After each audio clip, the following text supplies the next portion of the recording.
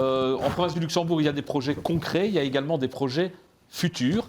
Pour en parler, Natacha Batti de la cellule d'accompagnement des professionnels de la santé à la province du Luxembourg. J'en profite pour la remercier publiquement ce soir parce que Natacha est un peu la cheville ouvrière de ces assises. Merci beaucoup. Nous t'écoutons pour les projets futurs.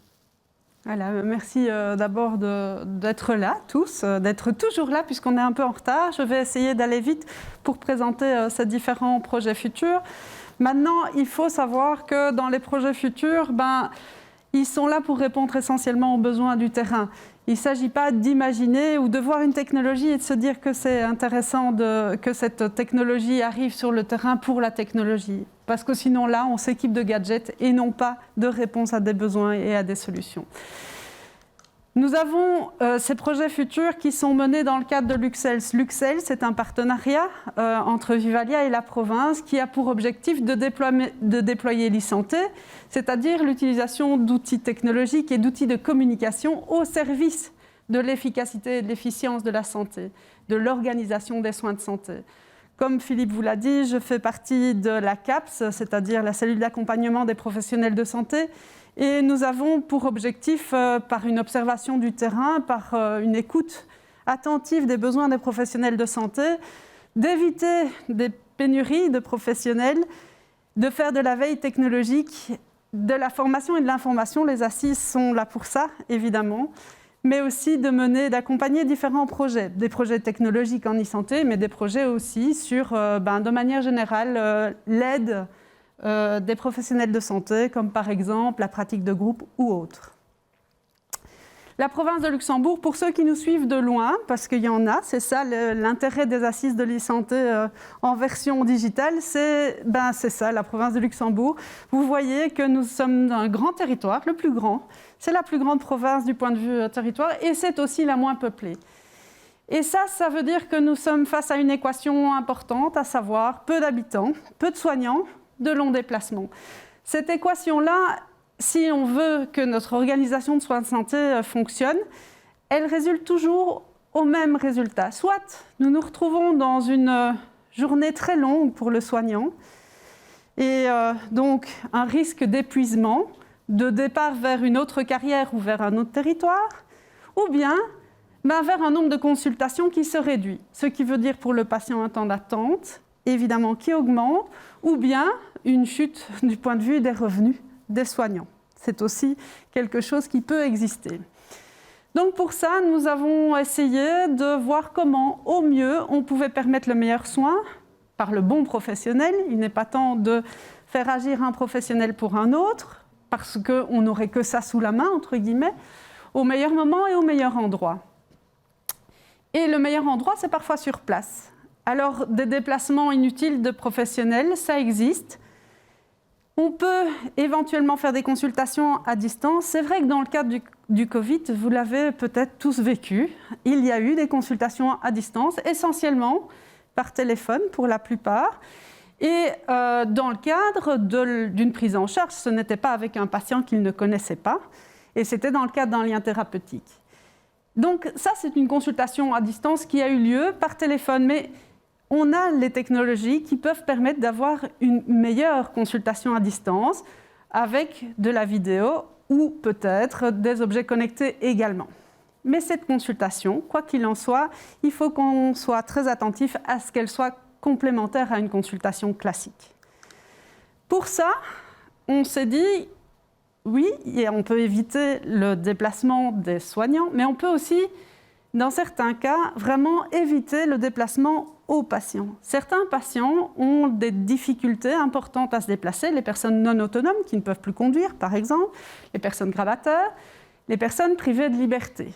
Donc, je vais vous présenter ici deux projets très concrets qui vont bientôt démarrer, à savoir un projet qui va démarrer dès qu'on peut à nouveau être dans une situation sanitaire acceptable qui nous permette, avec les équipes techniques, de rentrer dans la prison, ce qui n'est pas le cas pour le moment, au centre pénitentiaire de Marche. Actuellement, qu'est-ce qui se passe? Un médecin vient régulièrement, évidemment, il y a des consultations régulières de médecins dans les prisons, mais souvent, il y a une demande d'avis par téléphone de la part de l'infirmier parce que le médecin n'est pas sur place et que la situation l'exige. Le médecin est à distance, l'infirmier lui téléphone et à distance, en fonction de ce que l'infirmier va lui communiquer comme symptômes apparents ou peut-être comme paramètres, l'infirmier va peut-être prendre la température si nécessaire aussi, le médecin va dire ok, on peut adapter tel ou tel soin, dans la limite évidemment de ce qui est possible du point de vue responsabilité à distance.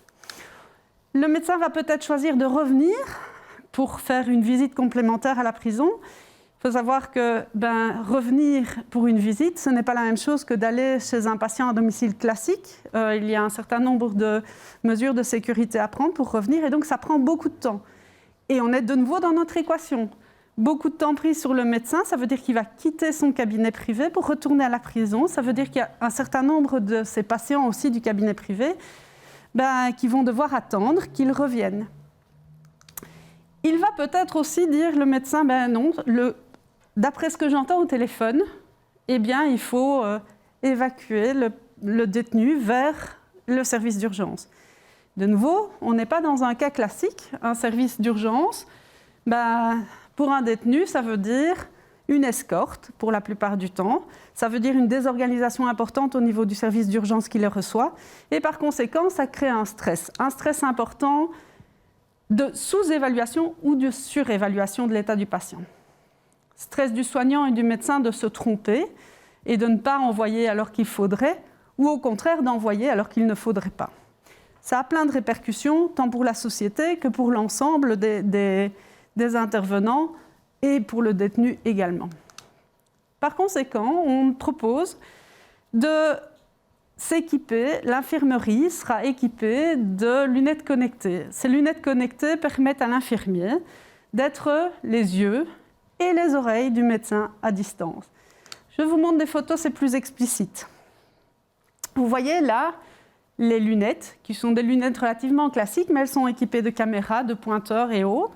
Certains objets connectés aussi permettent microscope, endoscope et stéthoscope connectés, vont permettre ensuite au médecin, depuis son cabinet, de voir précisément. Et donc son avis, plutôt que d'être un avis téléphonique sur base de ce qu'on lui transmet oralement, va être vraiment objectivé et ça va causer moins de stress et on espère moins de surévaluation ou de sous-évaluation.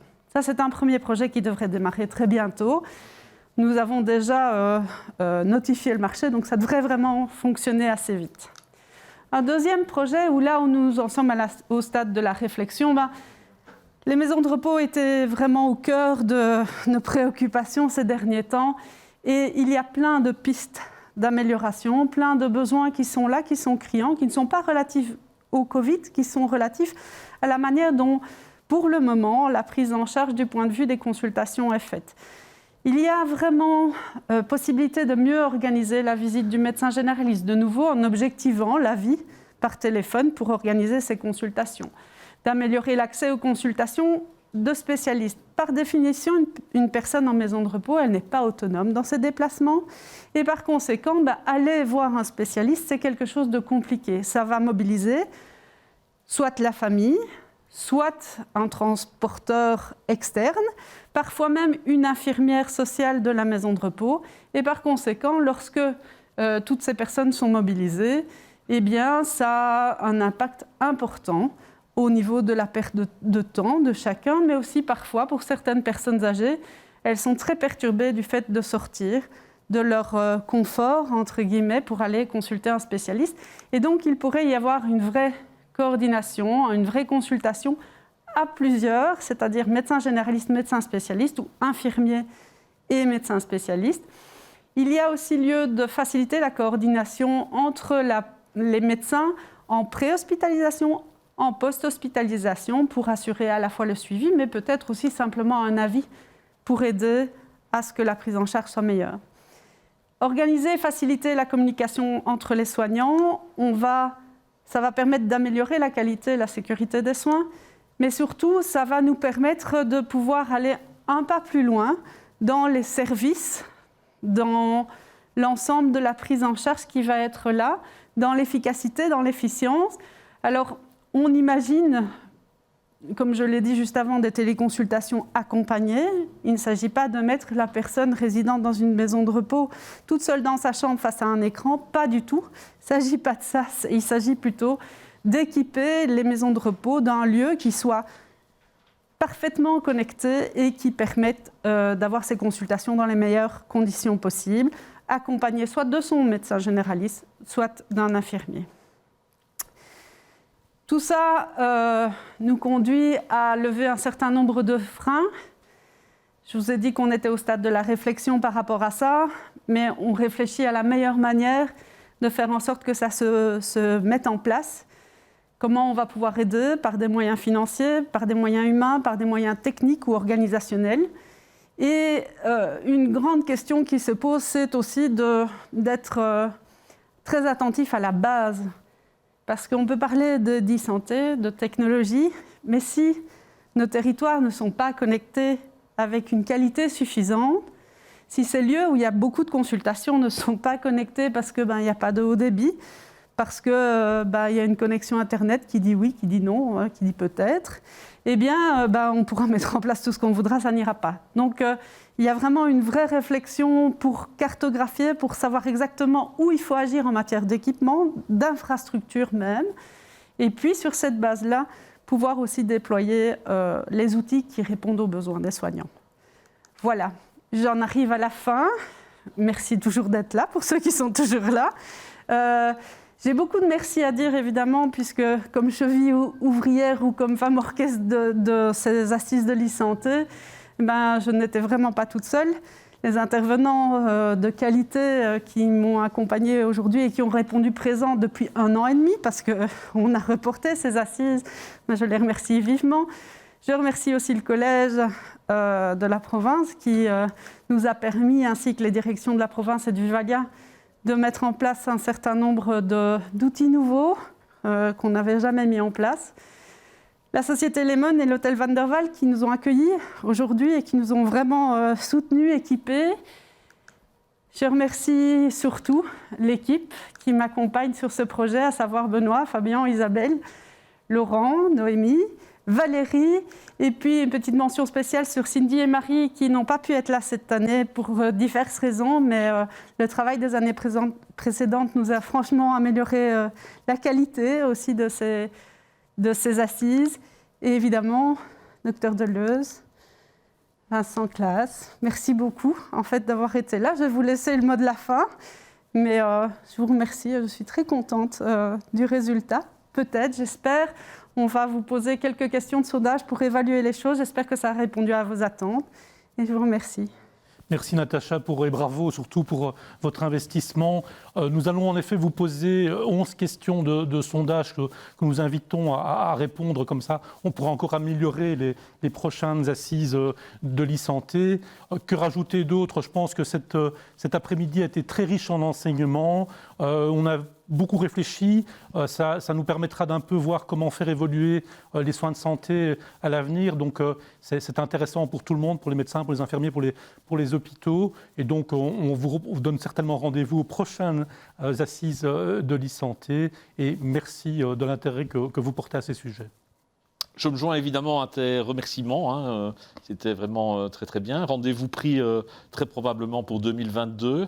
Peut-être même dans cette même formule digitale, je vais dire à distance, qui est finalement assez conviviale, je pense, et comme quoi la pandémie peut avoir du bon également. Je vous rappelle que vous allez donc bénéficier d'un lien qui vous permet de vous connecter au festival Images et Santé du CHU de Liège. Donc ça, c'est important. Et puis, il me reste à vous remercier d'avoir passé cet après-midi ensemble. Merci à tous.